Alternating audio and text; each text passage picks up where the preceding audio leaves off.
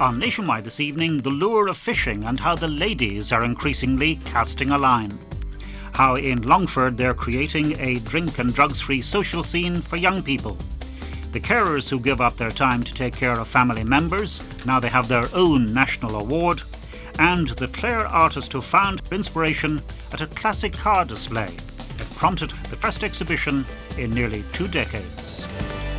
You're welcome to the programme, and this evening we're coming to you from Killarney in County Kerry. And the reason we're here is that recently the town was announced as the overall winner in the Best Kept Irish Town competition. And just to put that in context for you, it's, if you like, a 32 county version of the Tidy Towns contest. It's run by the Department of the Environment and its counterpart in the north. And if you take a walk around Killarney, you will see that it's no surprise why the town came out on top.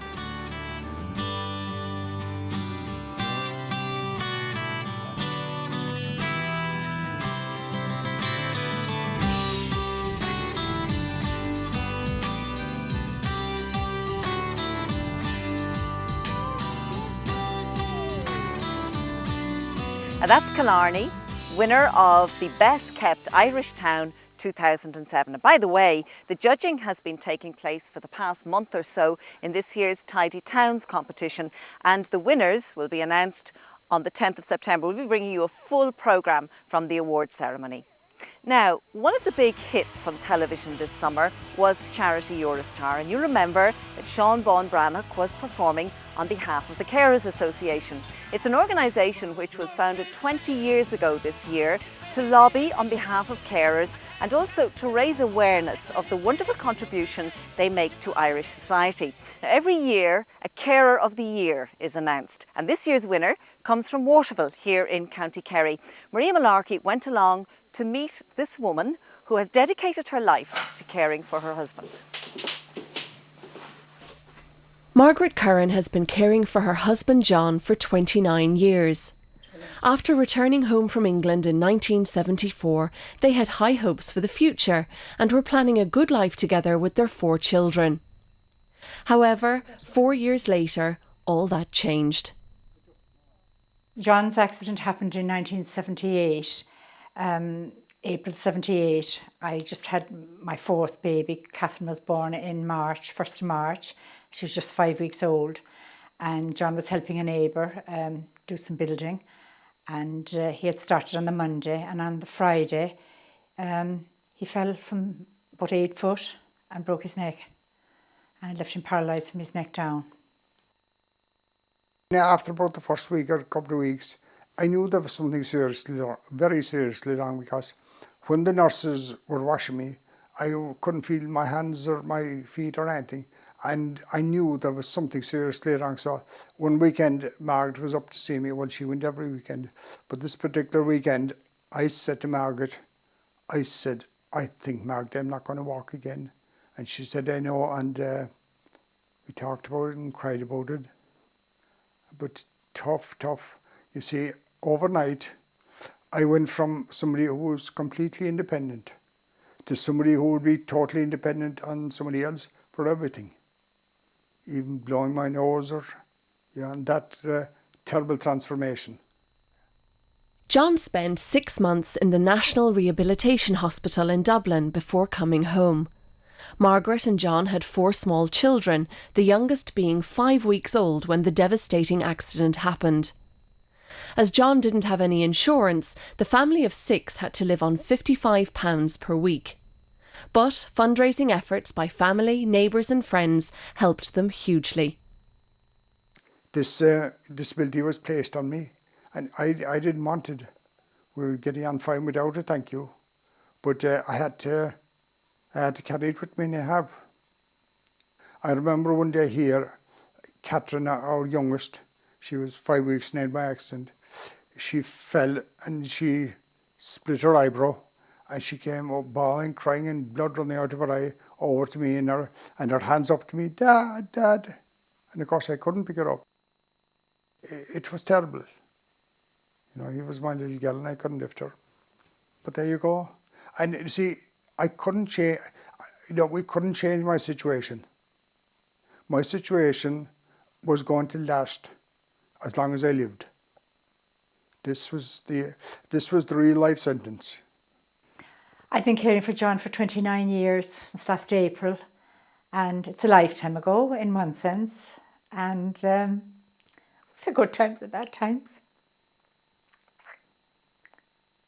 A lot of good times, more good times really, and we've had some sad times when John has had a lot of illnesses over the years, but thank God he's come through them all, and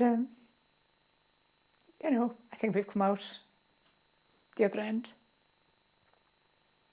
Well, John has a very good outlook on life, and I suppose I have too, but he's more positive than I am, and he's always in good form, and I suppose that keeps me going. It's difficult at times, but I've never felt that it's been too much. I just feel it's all part of my life, and that's it. I just take it all for granted, really. I mean, I couldn't see life any other way, really. Oh God, she's a very special person, and you know, she's the light of my life. And she's also my best friend, great pals. When Margaret chose to become my wife, I walked away with the Star Prize. And she is the most, by a long shot, she is the most important person in my life, always has been. This year, Margaret's dedicated care of her husband John was recognised as she was awarded Ireland's Carer of the Year. Well, when I won National Carer of the Year, I was so excited I couldn't believe it. First of all, I won the regional one, and that was a complete surprise because I didn't know anything about it. And friends and neighbours had signed a petition for me, you know, and we had a big day in Waterville, and there was, I don't know how many people were there. It was fantastic.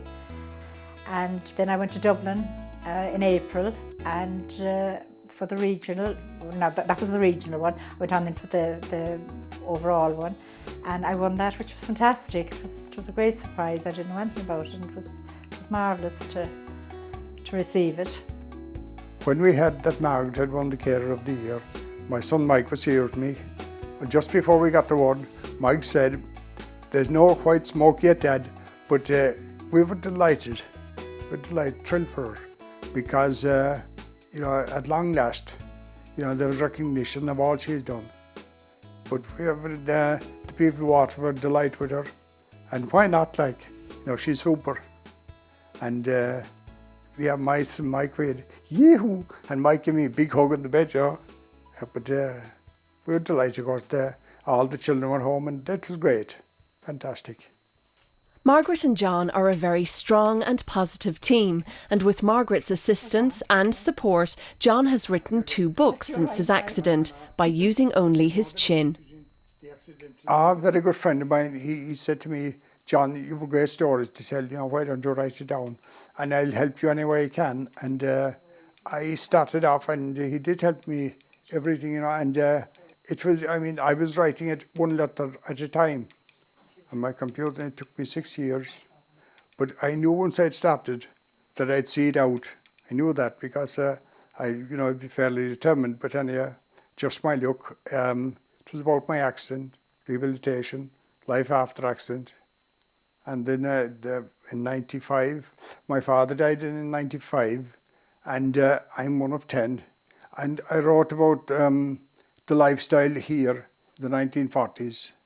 You know, where the 6 was born in the 1940s alone. And I wrote about that, and I dedicated it to my parents because I think they were unbelievable. I know only for Margaret, I probably would have thrown in the towel.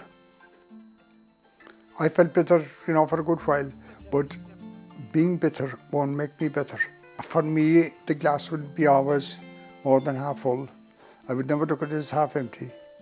And I'd be positive, and so far so good, like things have worked out for us. Nobody knows what the future holds for anybody, but we look to the future with hope anyway, and it's God. Pretty special couple there, and what an amazing Kerry woman. And if you'd like some more information about the Carers Association, well, we're putting their website address